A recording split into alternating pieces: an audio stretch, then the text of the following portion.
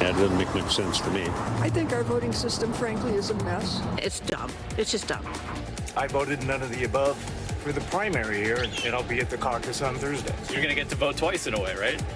Well, I'll get to vote once for the person that I want, yes. Republicans in Nevada are being asked to vote twice in 1 week, in the Republican primary tonight and in the Republican caucus on Thursday. What makes this even more confusing is when you consider Nikki Haley and Donald Trump, the frontrunners, they won't even face off on the same ballot. Hello, I'm Ellison Barber in for Gadi Schwartz, and this is Stay Tuned Now.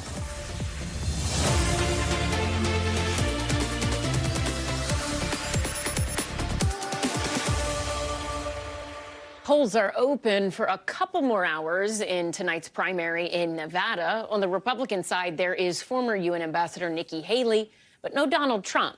More on that in a moment. On the Democratic side, there's Joe Biden. Here's where things can get a little confusing. Democrats have 36 delegates to award, which are all but guaranteed to go to Biden. He's miles ahead of his closest challenger, Marianne Williamson. There are no delegates to be won on the Republican side. Nevada Republicans will instead hold separate caucuses this Thursday, which they will use to award delegates to the national convention. That's when Donald Trump will be running virtually unopposed. To be clear, only Thursday's caucus winner can claim the 26 GOP delegates that are up for grabs. Even if Nikki Haley wins today's Republican primary, it really does nothing to advance her bid for the White House. So how did Nevada get to this place that not only makes things confusing for voters, but makes the results that much harder to understand? Let's backtrack. So the National Democratic Party attempted to reorganize the nominating calendar following the 2020 election. Nevada's state government, then led by Democrats, passed a law they felt would expand voter access by returning to a presidential preference primary. People could vote absentee, by mail, or in person. Caucuses, on the other hand, they're only in person. Nevada's Republican Party tried unsuccessfully to stop that law. Once it was passed, they decided to continue with the caucuses and set rules to discourage candidates from participating in the state-run primary. They basically said pick one, primary or caucus, but the only way to get delegates is in the caucus. NBC News correspondent David Noriega is in Las Vegas and joins us now to talk more about exactly what is going on. David, this is confusing to an outsider, to say the least, and I think in a lot of ways it begs the question, is this really a dual system we're talking about, or is this just a beauty contest? I mean, Nevada is seen as a bellwether state in these early primaries. Did they lose their influence within the Republican Party with this caucus versus primary situation? Yeah, Ellison, it's definitely an unusual year here in Nevada because the primaries, as you just laid out, are pretty literally non-competitive for both parties, but the election is still extremely competitive in the state. This is very much a purple state, and the vote is very much up for grabs. So I think what that creates is a little bit of a disconnect in terms of how much we can actually predict from the primaries that we can apply to the general. As for how this might affect the Nevada GOP's standing nationally, you know, a lot of the reason that this is happening to begin with, a lot of the reason that the Republicans have both a primary race today and then also a caucus on Thursday is because the Nevada Republican Party is very closely aligned with Trump. So, you know, to the extent the Republicans are the party of Trump, I'm not sure that that will negatively affect their standing, but, you know, that remains to be seen. Ellison? So caucuses in general, they tend to be in person only one day. Oftentimes that day is during the week. And because of that, turnout tends to be a bit lower than a more traditional primary system. With two options on the plate, the table, whatever you want to call it, is turnout going to be even less? Ellison, what I can tell you is based from all the teams that we had in the field today in Nevada, turnout today for the primaries part was, it seemed very low. The polling places were pretty sparsely attended. Now, Nevada voters are kind of famously unpredictable, famously nonpartisan, right? They're often not aligned until much later in the race, and then they swing in one direction or another. The experts I've spoken to, again, have cautioned not to try to read too much into what's happening in the primaries. You know, it is a worthy measure of, like, enthusiasm, for example, I think particularly on the Democratic side, but we should not try to make too many predictions about November based on what we see either today or on Thursday. Ellison? So, David, as you've been there in Nevada reporting on the ground, you've spoken to a lot of Latino voters. They make up 20% of the electorate in that state. And one voter you spoke with in North Las Vegas said they're considering voting for Trump after voting for Biden in 2020. I want to let viewers hear some of that interview you did, and then we'll talk after. Everything's too expensive. There's a lot of people who cannot afford food, rent, gas. What do you think about Donald Trump? You know, I think Donald Trump, he can be a good president for the country. But there's a lot of stuff he does wrong. I think he got so much hate for some people that he doesn't like it. He just want to be himself, me and me and me. But as far as to bring the economy with the country, I think he would be great. Hispanic voters are not a monolith, obviously, in the way that they vote, but they are seen as a very important voting bloc, particularly for the Democratic Party. Is that sort of conversation a conversation you are having with other Hispanic or Latino voters in the area? Definitely. You're right. The Latino vote is not a monolith. It is useful to talk about different Latino communities and what motivates them to vote differently. You know, here in Nevada, you have a lot of people who came from Mexico many decades ago, and then you have the first, second, third generations after them. That means these are people who still care a lot about immigration enforcement because they have many loved ones who are undocumented. A lot of them have been telling me that they feel on that point, specifically on a pathway to citizenship, the Democrats have kind of left them out to dry. I spoke to one organizer who said that she's having trouble getting people sort of excited to vote for a Democrat after what she said were so many sort of years of unmet promises. So you have that, and you also have a lot of people who, because of daily struggles, the cost of living, how hard it is to make ends meet, are actually flirting with a vote for the other side, for Trump, like that voter you just heard from. What that means really is that the Latino vote here in Nevada, and this is true both in Nevada and nationally, is really up for grabs in a way that it hasn't been in past election cycles, right? It's really unpredictable at this moment. And, you know, the Latinos are an important voting bloc, not just here in Nevada, but in several of the key swing states this year, right? Here, Arizona, Pennsylvania, Georgia, though there are differences between those diaspora communities and, again, how they vote.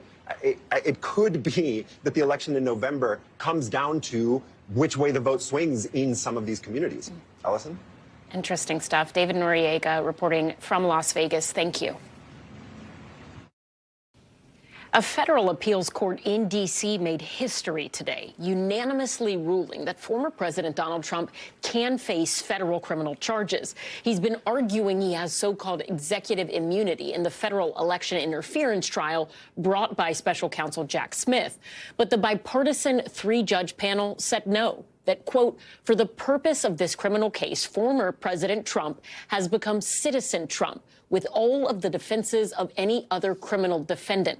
In a statement, Trump's campaign is already vowing to appeal, writing in part, quote, if immunity is not granted to a president, every future president who leaves office will be immediately indicted by the opposing party. Let's bring in NBC News legal analyst Danny Savalos. So, Danny, this is a incredibly big deal. I mean, we called it historic. An appeals court has literally never answered this question. The ruling itself, 57 pages. What stands out to you? What stands out to me is the court pointed out an inherent problem with Trump's argument, which was always that, on one hand, presidents can never be prosecuted. They have this absolute immunity. But then they also conceded that, well, in the impeachment judgment clause, it says that you can prosecute a president, but only if he is impeached and then convicted. Recall that Donald Trump was impeached twice, never convicted. As we know, it's very difficult to convict a president. So, in essence, their theories were internally inconsistent. Because on the one hand, you can't say that a president can never be prosecuted, and then in the next breath say, well, he can be prosecuted, but only if he's first impeached and convicted. It's got to be one or the other. And in an effort to try and raise every argument they could, the Trump team may have raised too many arguments that didn't work together. So when we're looking at what happens next, I mean, they've been very clear, his team, Trump himself, that they plan to appeal this. The next step would be the Supreme Court. What are the odds that they take this up, and how soon? There are two major issues. One is before the court. The other is not before the court. And for some reason, no one really raises it in court, and it's this. The Trump team's game is delay. delay wins this case. If they can delay this case until after the inauguration, if Trump's elected, this case will go away as a federal case under the jurisdiction, essentially, of Trump's attorney general, whoever that is. But as to the issues before the court, the next step is going to be emergency appeal to the Supreme Court. And in order to effect that delay, they will seek a stay. And that stay can considerably delay this case, possibly right up to, maybe even after the election. Could this ruling from this court in D.C., the appeals court, even if it's being appealed by the former president and his legal team, could it still have some sort of impact on the other legal cases he's dealing with? I mean, when something goes to another appeal, is it like, wait, don't look at that precedent until we resolve it, or is it a new precedent been set here? I might say yes, had Trump been found, or had the court found in Trump's favor, had they determined that immunity does apply to the president and dismissed the prosecutions, then it would have very significant precedential effect. I mean, that is why this is such a weighty decision for these judges. But because the courts found that there was no immunity now at the district court level and again at the appeals court level, it really is the status quo. Donald Trump can still raise issues of immunity in other courts, but now he is lesser and lesser and lesser likely to succeed on that issue. Now that two courts have concluded that he has no immunity, but of course, he has one last chance. By the way, not a sure thing that the Supreme Court will take up his case. The odds are that it will, but it's always possible it might not. If he files that emergency application, it'll go to Chief Justice Roberts, who has the geographical jurisdiction over the D.C. Circuit. So he makes that decision. He has a lot of options, including the length of the stay that he grants if the court takes it up. And they need 5 justices to bring the case on. Interesting. And typically the Supreme Court only takes case if there is some sort of discrepancy between lower level courts, right? Exactly. You're talking about a circuit split, and that is usually one of the factors that mitigates in favor of taking a case. For example, if there's a really interesting issue, but the court realizes, well, it's a very settled area of the law, there's often no reason to take up that issue. Okay. But you're absolutely right that a circuit split is a reason to bring a case before the court. The thing is, you don't really have a circuit split here. You have one circuit addressing a never-before-addressed issue of presidential immunity. You arguably might have that split if the case crops up in Florida and then maybe in Georgia. But there's another reason the court might take it on. It's completely a new area of the law and an important area of the law, and as you pointed out, an issue that will affect other prosecutions of a former president right now, here and today, not speculatively in the future, but right now, the current criminal prosecution. So that is why it is such an important issue that it is likely the Supreme Court will take it up. All right. Danny Ceballos, thank you so much. We appreciate it, as always. Breaking news tonight involving some drama on Capitol Hill. Just a short time ago, House Republicans failed in their bid to impeach Secretary of Homeland Security Alejandro Mayorkas. On this vote, the yeas are 214 and the nays are 216. The resolution is not adopted. You hear all that noise. There were cheers on the House floor from Democrats. The vote was 214 to 216. Razor-thin margins. But in the end, Republicans did not have the votes to push forward with impeachment. At the same time, a multi-billion-dollar Senate bill to overhaul America's immigration, it is all but dead. By NBC's count right now, more than half of Senate Republicans say they will not vote for it in its current form, even though this is the same bill Senate Republicans helped to negotiate. NBC News Capitol Hill correspondent Ryan Nobles is following all of it for us tonight. So, Ryan, let's start with the Mayorkas impeachment vote. Is it fair to call this a stunner of a final tally? Walk us through it. Allison, I think it's very fair to describe it as such. In a year in a Congress where we've seen numerous stunning developments, this is going to just be added to that list.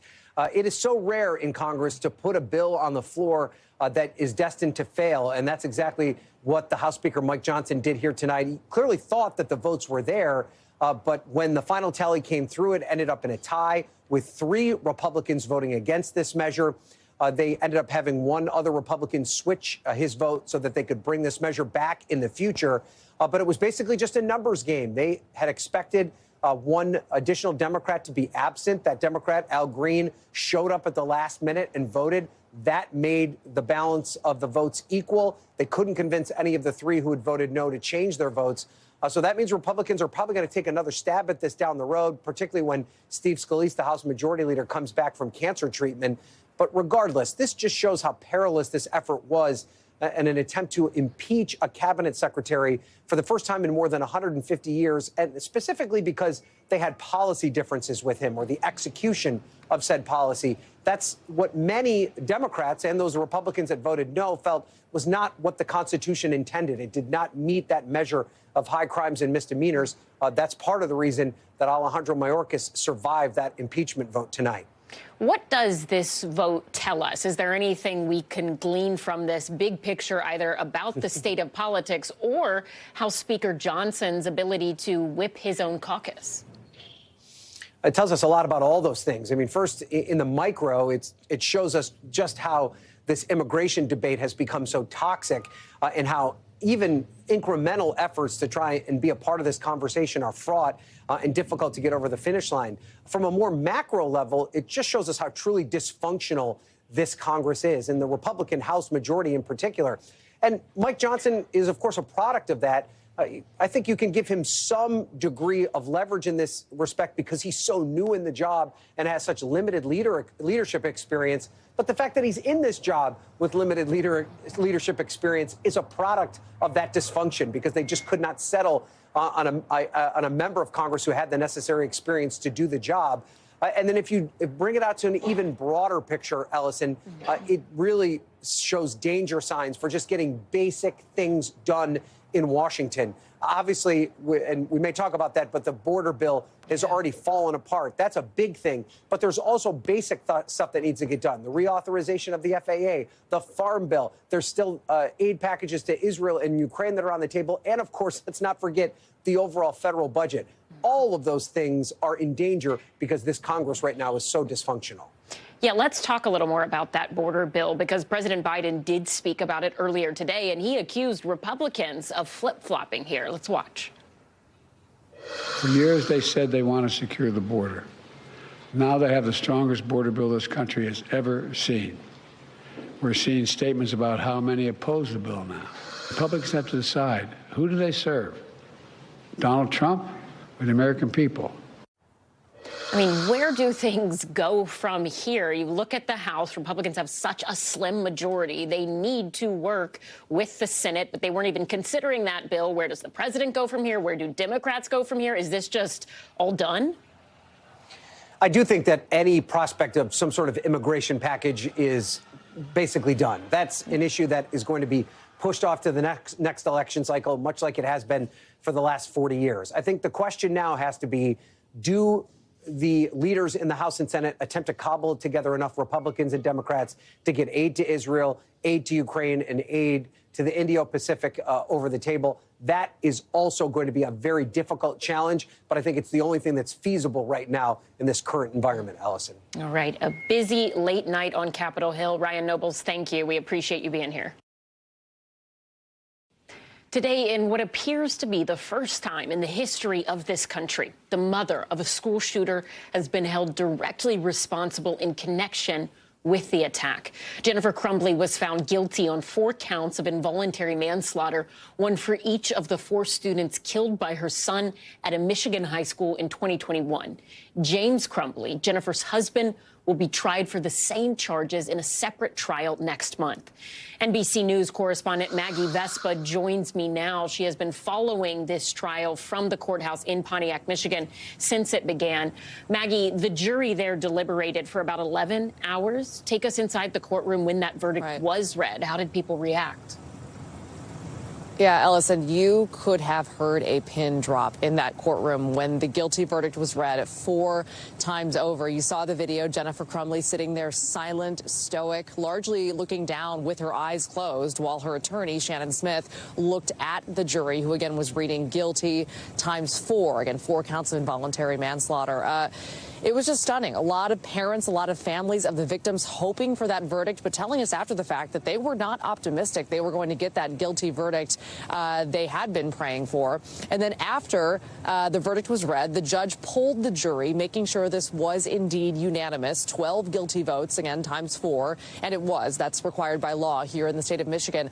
Once court had adjourned and everything had been kind of set for the next sentencing date, she's set to be sentenced on April 9th. Everybody was allowed to kind of get up and start milling around. Craig Schilling, the father of 17-year-old Justin Schilling, one of the 4 killed, immediately walked over to the prosecution, hugged every single member on the prosecution team, hugged police officers, deputies, ATF agents, shook hands, thanked every person he could for, again, getting that verdict he and so many had been hoping for, but a lot of them, frankly, Ellison thought would not come. So it was indeed a stunning day inside that courtroom. Do we know when Jennifer Crumbley will actually be sentenced? And I know you are in touch with a lot of the victims' families here. What have they told you since this verdict came out? We do know it's going to be set for April 9th. She faces, again, she was convicted on 4 counts. She faces, if she's sentenced to the maximum consecutively, she could serve 15 years per count. So add that up, it could be up to 60 years in prison. But again, that's the maximum. The judge has discretion below that. Family members basically telling us, again, that they had hoped for this, right? And they had listened. A lot of them were in there every single day. They had listened to the prosecution's case, and they really thought that the prosecution had done a great job, but they weren't sure, just given the emotions behind this case and the major precedent that it would set, they weren't sure they were going to get that verdict. Here's part of what we heard from Steve St. Juliana. His daughter, Hannah, was one of the victims in the massacre. Take a listen. Without the accountability, there is no change. And that is what, I mean, myself and the rest of the families are after, is to get first that accountability and drive the change. It's not a matter of if this is going to happen again. It's when it's going to happen. And people need to wake up and take action. Yeah, he called this also a wake-up call for parents across America, saying he hopes it shakes the rafters for moms and dads to just pay more attention to their kids. We heard that from multiple parents in this case. So again, they're hoping for a strong penalty, several years in prison for Jennifer Crumbley, and again, knowing that her husband's trial, Ellison, is coming up next. Yeah. NBC News correspondent Maggie Vespa in Pontiac, Michigan. Thank you. Don't go anywhere, because we are just getting started. California is cleaning up after deadly storms tore through the state. We are live in Napa with an up-close look at the damage. Plus, you cannot forget the door panel that literally flew off a plane mid-flight. Well, a new report says it was apparently missing bolts. And a car was stolen with 2 young children still inside of it. But luckily, a clever 8-year-old was able to reunite with their parents. That incredible story is just ahead, so stay tuned.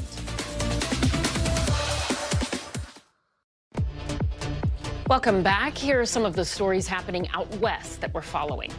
In Idaho, a judge has once again rejected Brian Kohberger's motion to dismiss his indictment. Kohberger is charged with 4 counts of murder and 1 count of burglary connected to the deaths of Kaylee Gonsalves, Madison Mogan, Xana Kernodle, and Ethan Chapin, 4 University of Idaho students who were found stabbed to death in an off-campus rental home in November of 2022. If convicted of their murders, Kohberger is still eligible for the death penalty. And in California, AT&T is hoping to stop servicing landlines. The company says keeping up with the traditional copper cable wiring is expensive, and they'd rather invest in building out broadband cell phone service. While this move could have a positive impact on getting cell service to those who don't currently have it, critics say it could leave many without the comfort of a landline phone, something especially important to older and more vulnerable populations. The California Public Utilities Commission is holding a series of public forums in March to discuss the possible change. And now to a bird's nest in Big Bear Valley in California, 145 feet up in a pine tree. Meet Jackie, a bald eagle who's gone viral. Thousands are turning and watching a live stream of Jackie as she battles a snowstorm while protecting her 3 eggs. Millions in California are not out of the woods just yet. After a massive storm dumped heavy rain across the state yesterday, 3 people were killed from fallen trees in Northern California. And with showers still lingering today, the risks of life-threatening mudslides and flash flooding is still high. particularly in Southern California. Here's a bit of what people there have been dealing with over the past 24 hours. Yeah, this is why I'm scared to live in LA. Exactly. Because when it's rain, look how the mud and dirt is like sliding down the roads. This is so scary. The way that the land can just so quickly shift and come apart. I was just saying it's so weird to think that it could come down onto where people live. This was a home. It came crashing down here from a mudslide that pushed it off its foundation. And you can see all of this debris, basically the whole contents of this home now spilled away here. This has truly been a historic storm for Los Angeles. We're talking about the third wettest two-day stretch since records started in the 1870s. Our team is tracking the latest conditions tonight. NBC News meteorologist Bill Cairns will have the forecast. But first, let's go to NBC News correspondent Sam Brock. He's in Napa, California. Sam, you are in Northern California. People are talking a lot about L.A., but Northern California has also seen a significant amount of damage. How bad is it, and what is being done right now to help people who need it? Ellison, good evening. And I feel like out of the woods, not out of the woods is a fair phrasing there, because I do feel like I'm in the middle of the woods right now. I mean, quite literally, there are trees down everywhere that you look. Let's start with what's going on the ground to your initial question. Right now, over my shoulder, you'll see some cable folks that are out there trying to restore cable. The power guys, PG&E, were here as well all day, pretty much from the second we started today, trying to restore power. There's roughly 4,000 to 5,000 people in Napa County, or customers, I should say, with no power. For the state of California, it's 110,000. The vast majority of that, Ellison, right here in Northern California. So as far as like people's boots on the ground right now trying to get things working, that is the highest level of urgency, specifically because you have an older population as well. A lot of people in their 70s and 80s that live here. As far as what happened overnight on Saturday into Sunday morning, look at this tree right now as we see another truck come through. This tree is a redwood that has been around for about a century. People were actually counting the rings. This thing was stable until Sunday morning when all of a sudden it snapped. And it's so big, we start on this side, all the way over here is where it ended up.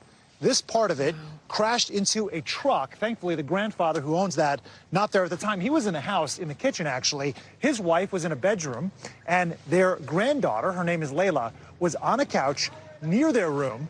It's all over there, right? The bedroom that she was in is facing me right over my shoulder. On the other side is the guest room. Layla was supposed to stay in there, but she kind of broke the rules and wanted to be closer to Grandma. The fact that she moved to the couch, the tree split the difference between where their grandparents were and where she was sleeping right down the middle. It saved her life in the end. Here is Jane Roscoe, that grandmother, talking and reflecting on just how insane the sequence of events was. The way that the tree fell into the house, everything shook. Everything shook. The ceiling tiles came down in the bedroom, and everything was dust and murky. And it was all dark, of course, because there was no power. So we couldn't really see the enormity of it until daylight. And again, a lot of people right now, Ellison, still don't have power. And this has been going on for 24 to 48 hours. Actually, I would say more, 72 hours with no electricity. Thankfully, those numbers have come down, but it's still an issue even at this hour. We're so glad Layla and her family are safe there. But Sam, you know, in the immediate aftermath of these storms, the focus understandably is on the right now. How do we get power back? How do we get things clean? How do we make sure people are safe? But then there's also this question of, we're seeing with climate change, these sort of extreme weather events happening so frequently. Are officials there looking ahead to how to maybe avoid something as significant as damage like what you're seeing in the future if these storms continue at the rate we've seen thus far?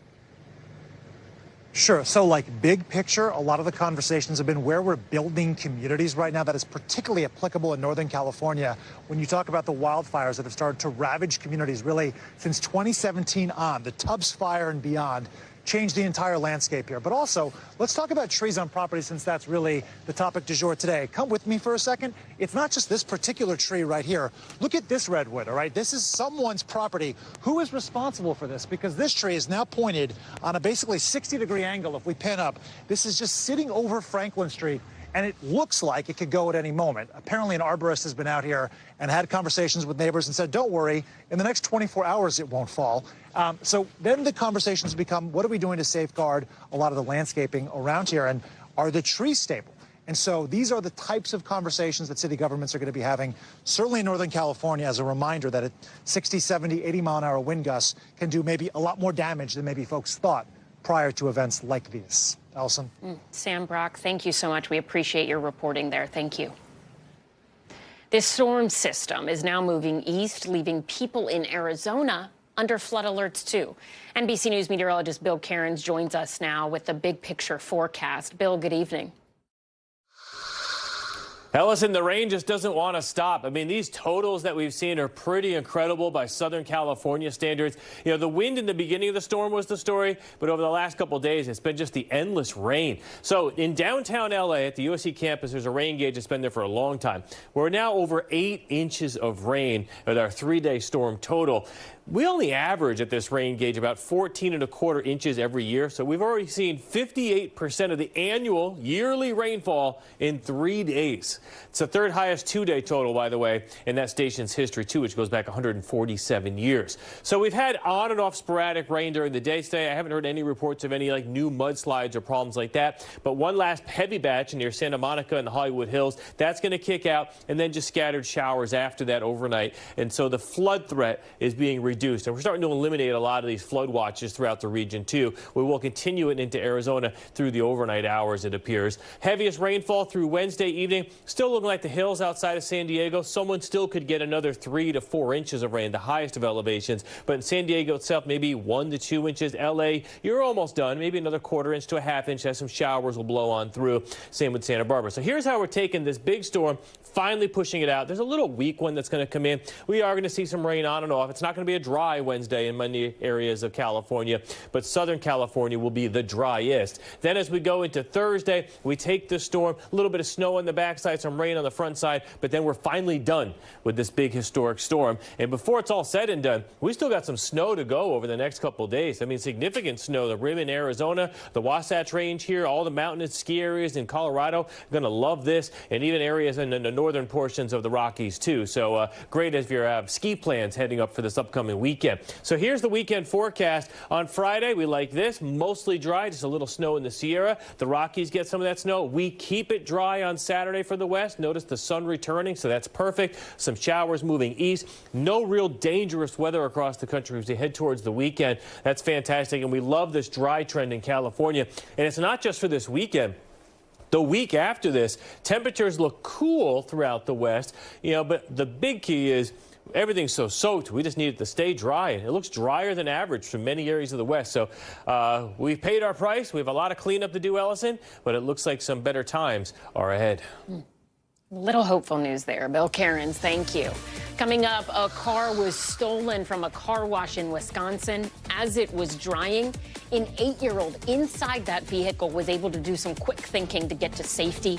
We have all of those details. But first, you gotta see this. Los Angeles firefighters jumped into action to save a man who had been trying to rescue his dog. You see it there, those tiny little dots? They're in the middle of the city's, this is in the middle of the city's extreme flooding. This man, he jumped into the surging Los Angeles River to get his dog.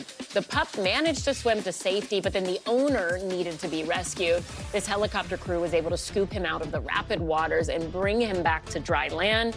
Don't worry, both the man and man's best friend are now safe and recuperating. We'll be right back.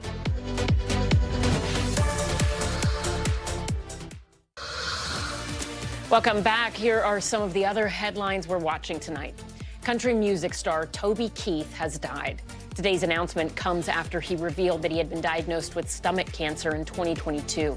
In a recent interview, he told a TV station in Oklahoma that, quote, "Cancer is a roller coaster. You just sit here and wait on it to go away. It may not ever go away." Toby Keith was 62 years old. The suspect in those Gilgo Beach serial killings, Rex Heuermann, was back in court today. Prosecutors shared with his lawyer a slew of evidence they say they are using against him. Heuermann has pleaded not guilty to all of the charges against him. His next court appearance is set for April. 70 current and former New York City housing employees were hit with bribery and extortion charges.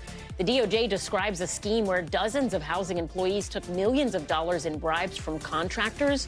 U.S. officials say it is the largest single-day bribery takedown in the history of the Justice Department.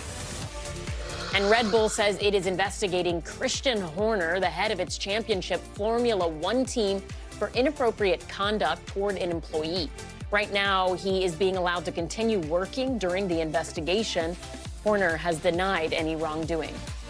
And Honda owners, listen up. The company says it is recalling over 750,000 vehicles because of a faulty airbag sensor that's causing them to inflate when they're not supposed to. The models impacted include Honda Pilots, Accords, Civics, CR-Vs, and Odysseys that were made in 2020 through 2022, as well as certain models from the Acura luxury brand. Honda says they will replace the sensors for free, and owners will be notified starting next month. Tonight, a major development in the investigation into that door plug blowout on an Alaska Airlines flight last month. The NTSB says it has photographic evidence that the door was not properly bolted in place when the plane left the Boeing factory. This as the FAA chief pledges to step up oversight of the company despite a shortage of staff. NBC News senior correspondent Tom Costello has more. The NTSB says this photo shows the failed Alaska Airlines door plug still on the Boeing production line without at least 3 of the 4 bolts to hold it in place. That door plug blew out 2 months after Alaska received the plane. Today's preliminary NTSB report says workers at the Boeing plant removed the plug after it arrived from Spirit Aerosystems with damaged rivets. But once it was reinstalled, those bolts were missing. Last month, Alaska CEO Ben Minicucci showed us where the door plugs were supposed to be. These are the missing bolts, potential missing bolts. Yeah, these are the ones that would be the highest critical bolts that would be missing. These ones right here. Make no mistake, this was a close call. Too close. On Capitol Hill today, the FAA chief said Boeing quality control had clearly failed. If you don't have that safety culture, I think it's hard to make safe airplanes. And the FAA doesn't have enough inspectors inside Boeing to oversee production. It may now use a third party for inspections rather than Boeing's self-inspections. I think we're going to need more boots on the ground. We're going to need more inspectors. Boeing said today it's accountable for what happened. An event like this must not happen on an airplane that leaves our factory. Boeing is taking immediate action to strengthen quality. The FAA chief was asked would he fly on a MAX. He says if it's certified, it's safe. Tom Costello, thank you. Tonight, a Wisconsin family is reunited after a frightening carjacking, during which an 8-year-old little girl and her younger sister were stuck in the back seat. NBC News correspondent Maura Barrett has this story. A routine stop at a Wisconsin Quick Trip turning into a nightmare. Someone just stole my car on 27th Street with my 2 kids in the car. But an 8-year-old girl's quick thinking. I was scared. I was like, what's happening? Saving her and her sister after a shocking carjacking. I was really just about an arm's length away from my car. Adam Jorgensen says he went to grab a cloth to dry off his vehicle after a car wash when someone asked him for directions. Then suddenly, I heard the screeching of our tires. The car was gone, with his daughters, 2-year-old Autumn and 8-year-old Charlie, in the back seat. He told me to get out of his car. I was like, oh, what should I do? Should I run and be a scaredy cat, or should I save my sister too? Charlie telling our affiliate WTMJ she knew her dad had the keys, not the carjackers, and she decided to stay put. The driver ditched the car and the kids at the Batteries Plus store about a mile down the road. And Charlie acted fast, her little sister panicking. Grabbing her dad's phone from the front of the car and calling her mom, leaving this message. Mom, I need you. We lost Dad. Their dad, back at Quick Trip, frantically on the phone with police. They are over by Batteries Plus, and then an officer's going to come over and meet you at the Quick Trip, okay? All right, but you guys have my kids. The incident reflecting a bigger trend in carjackings, rising 17% from 2022 to 2023 in nearby Milwaukee. And nationally, carjacking's up 93% from 2019 to 2023, according to a new Council on Criminal Justice report tracking rates across 10 U.S. cities. Back in Oak Creek, the police department said it took 3 suspects into custody, and it's seeking felony charges this week. Now, a family reunited. I ran as fast as I could out of the back of that cop car to hug them. Hoping others will learn how quickly things can go wrong. Remember, you won't bother drying your car? Yes, we'll dry the car at home now as well. Yep. That little girl, definitely not a scaredy cat, making all the difference with that call. The Oak Street police telling us as well that the father, being so calm and collected on that 911 call, giving all the information they needed, helped them locate and arrest those 3 suspects within 48 hours. They called this action a horrific crime, and those suspects are facing multiple felony charges. The Oak Street police also telling us that they're building a strong case for the district attorney, and they feel confident that justice will be served. Back to you. NBC's Mara Barrett, thank you. Still to come, it is hard to believe it's already been a year since an earthquake in Turkey killed more than 50,000 people. We'll show you how communities there are trying to move forward. Stay tuned.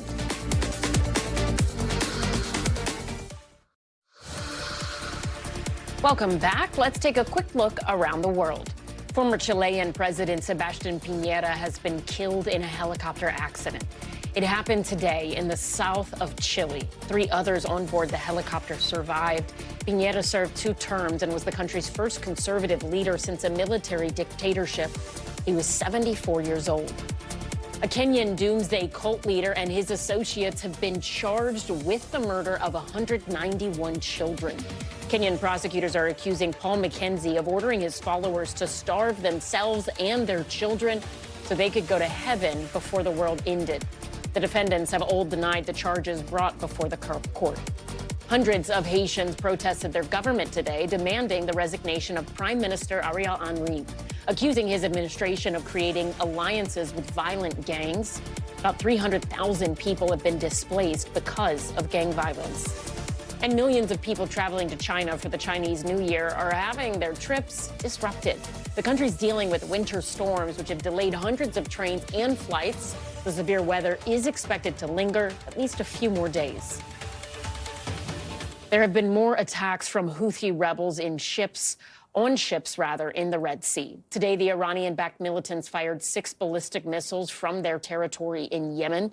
NBC News correspondent Courtney Kuby reports on an embed with U.S. naval forces in the Red Sea. Tonight, Iranian-backed Houthi militias showing no sign of backing down, attacking 2 more ships in the Red Sea with 6 missiles causing minor damage, according to U.S. officials. After the U.S. and British military struck 36 Houthi sites in Yemen in an effort to deter Houthi attacks on ships. The U.S. Navy tasked with defending against them. The weapon we're most concerned with is ballistic missiles. Like the one that hit this ship, the Marlin Luanda, in January. How would you describe the environment out here right now? I'd say it's a pretty intense environment out here. As captain of the USS Mason, Commander Justin Smith has to make a split-second decision to shoot down an incoming missile. We're talking a matter of seconds here, but my decision space as commander's decision space on whether I'm going to engage that inbound threat, I have about 10 to 15 seconds of decision time. The ship's spy radar first detects the missile launch hundreds of miles away. Sailors quickly put on their fire-resistant gear as they assess what was launched. ISS anti-ship ballistic missile based off speed, altitude, and maneuvering. Inbound Mason. And the U.S. fires its own missile to hit the incoming Houthi missile. Here in the ship's control room, they practice shooting down missiles over and over. In a rare interview, we spoke with the captain who runs Operation Prosperity Guardian, which defends against Houthi attacks. I won't beat around the bush. This is a kinetic environment. The Houthis have caused a lot of mayhem out here. Courtney Kuby, thank you. Exactly 1 year ago today, devastation struck the Turkey-Syria border when a 7.8 magnitude earthquake hit, killing over 50,000 people. Now, despite the physical and emotional scars so many endured, millions are trying to move forward. This is one of those stories. It's a day Abdul Alim cannot forget, even if he wanted to.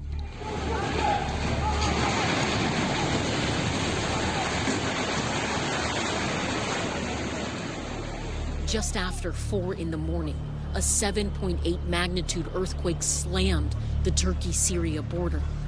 Towns like Hatay leveled in seconds. As buildings crumbled, thousands of sleeping people were trapped in their homes, some stuck, waiting for help for days. Abdul Alim was one of them. Search teams found him 2 days after the initial quake. His legs were trapped under slabs of concrete, but miraculously, he was awake. Rescuers meticulously removed the concrete, saving him with little time to spare. It was too late to save his wife and their young children. Their lives were among the roughly 50,000 lost to the earthquake. It's been a year, but Abdul Alim remembers it like it was yesterday. الله يصبرني يعني وقت توفت بشيرة صبرت الله صبرني بعدين محسن يقول لي أبي أختي ماتت لا هاي يقول له لا أختك نايمة ما أنا ميتة بعدين محسن توفى وأمه. Turkey was supposed to be a second chance at life. Abdul Alim fled Syria's deadly civil war only to end up here. He now lives with his mother, sister, and her children. الحمد لله قاعد هون بقرا شوية قرآن بسبح تسابيح بصلي بتسلى مع العيلة مع أمي مع أختي مع أولاد أخي مع أولاد أختي هيك يعني الحمد لله نهاري عم يمضى بهالشيء. They help him as he adjusts to a life without full mobility. He lost one leg. The other is paralyzed from the knee down. شو فرق كبير يعني كنت عم اشتغل الحمد لله واقف على اجريه واحد بده يصبر هذا من عند رب العالمين اذا الواحد ما صبر وزعل وما قوى حاله فوق مرضه بزيده المرض اما هو بده يتامل برب العالمين انه هو يتعافى ان شاء الله الله بيعافيه وبقوم بوقف على حاله يعني الدنيا ماشي ما بتوقف لا عندي ولا عند حدا. One day he hopes to have a prosthetic leg so he can return to work.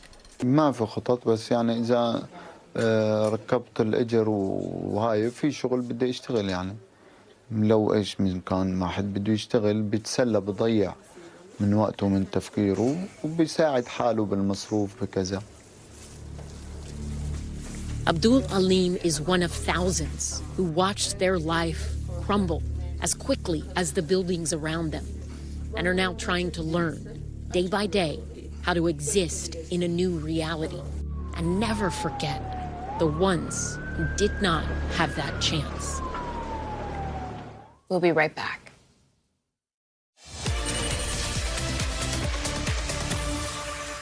Okay, so we now know who's behind those fake robocalls in New Hampshire that used President Biden's voice. That is coming up in the future of everything. But first, here's a look at tech stories we're following. Do you remember Blue Sky? Well, it's no longer just for the cool kids with special access. Today, the ex-competitor opened its doors to everyone after almost a year of being invite-only. The app, which is backed by ex-Twitter CEO Jack Dorsey, was launched last February and already has over 2 million users. Facebook's parent company Meta is working to better alert users when they're seeing images made with artificial intelligence.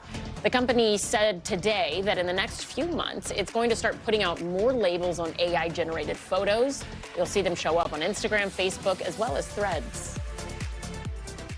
Thousands of people in New Hampshire got fake calls from President Biden last month, and now there's a criminal investigation with the FBI even getting involved. NBC News investigative correspondent Tom Winter joins us now with those developments.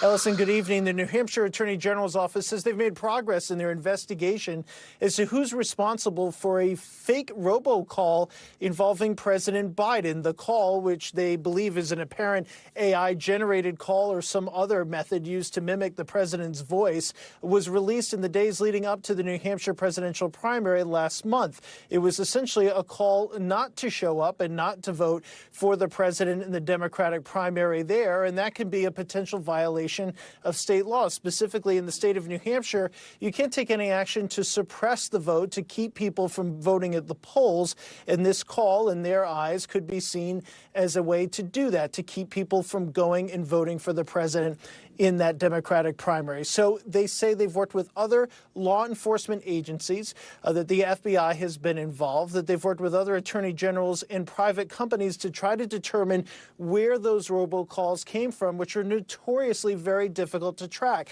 To that end, they've issued a cease and desist order, according to New Hampshire Attorney General John Formella, to a company called Life Corporation.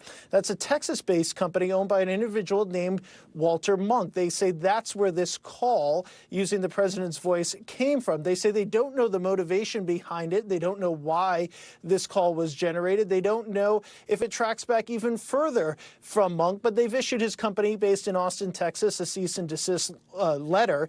On top of that, they've also worked with the FCC in issuing a cease and desist letter for a company called Lingo Telecom. Now, that is the provider they say helped distribute this call. They say they've opened a civil investigation, a criminal investigation, a request to preserve documents.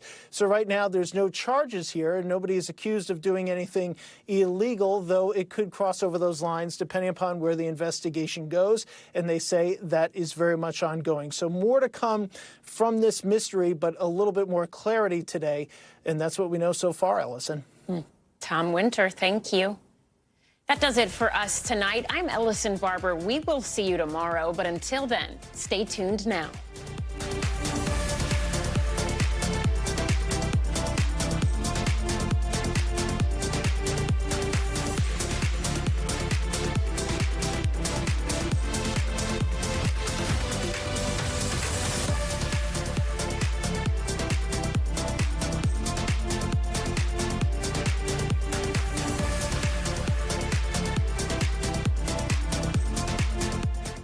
Thanks for watching. Stay updated about breaking news and top stories on the NBC News app or follow us on social media.